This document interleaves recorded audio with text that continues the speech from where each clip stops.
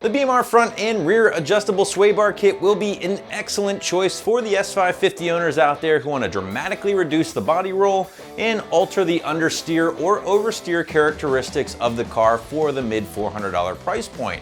Now, prospective buyers can look forward to a 35mm front bar along with a 25mm rear option, both of which are three-way adjustable. Your install is going to be pretty straightforward, guys, but there is a small amount of work both underneath the car and through the engine bay here, so I am going to knock this one up to a very soft 2 out of 3 wrenches on the difficulty meter with a little bit more detail later in the video. So BMR's goal as a company is to help you guys improve both your handling and your traction by offering owners a plethora of different parts to help increase or improve both areas. Now, the sway bars here are certainly more of a handling focused mod, and in true BMR fashion, the company has gone through great lengths in designing a set of bars for S550 owners to really wake up the handling performance and help eliminate excess body roll. Now, not only will this give you guys a little bit more confidence behind the wheel, but you're also going to be able to set up the car for your driving style thanks to the adjustability. Now guys, I am on record and I'll say it again here. These cars, in my opinion, are very much underbarred from the factory, and that of course is to better suit the masses as opposed to the spirited driver like you and I. And BMR tends to agree with me on this, as they claim the factory sway bars have a very low torsional spring rate thanks to the smaller diameter tubing. But let's talk about how these bars from BMR will be an improvement for both you and your ride. And honestly guys, you have a couple of different things working for you here. First up, your diameter and also your materials. Now, as far as the diameter is concerned, you're going to be looking at a 35mm front bar here in addition to a 25mm rear bar. Now, according to BMR, the front option will be an increase in rate or stiffness ranging from 28% to 70% over the factory bar it is replacing. Now, the rear bar, on the other hand, is even more impressive with a 63% to 208% increase over the factory bar, and that big range on both bars is made possible, of course, thanks to the three-way adjustability that both the front and rear have in common. But by upgrading the front and rear bars, the car will certainly feel more responsive overall, will definitely be flatter in turns thanks to the drastically reduced body roll, and at the same time the car should rotate a little bit better through those turns as well. Now, this is going to be a welcome change for most owners out there because, in my opinion, these factory S550s have the slightest bit of understeering characteristics or tendencies, meaning the car just kind of wants to push or plow through turns.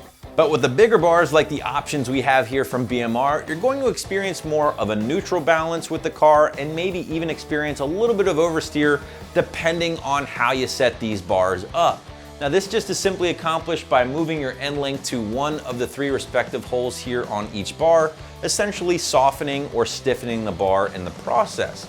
Guys, listen, everyone has their own driving style, everyone's setup is going to be a little bit different. So this is certainly one of those things you're gonna just have to play with a little bit before landing on your ideal setting. My advice to you, start with the end links on the middle hole here for each bar, make a few adjustments and go from there. But getting into the physical construction here with these particular sway bars, BMR is quick to point out a few key attributes. Now, for starters, these bars are manufactured from cold formed DOM steel tubing. Why cold formed? Because according to BMR, the cold formed stuff is better at reducing or resisting torsional fatigue and can actually retain the memory or shape better than most hot form bars.